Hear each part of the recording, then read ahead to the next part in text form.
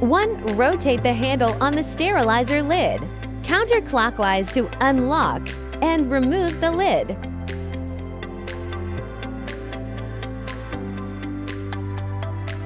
2.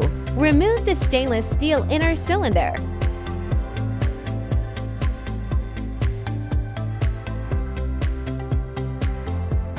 3. Add an appropriate amount of water to the sterilizer chamber. 4. Place the stainless steel inner cylinder back into the sterilizer. 5. Load the items to be sterilized into the inner cylinder. 6. Place the sterilizer lid back onto the main body and secure it by rotating the handle clockwise to lock.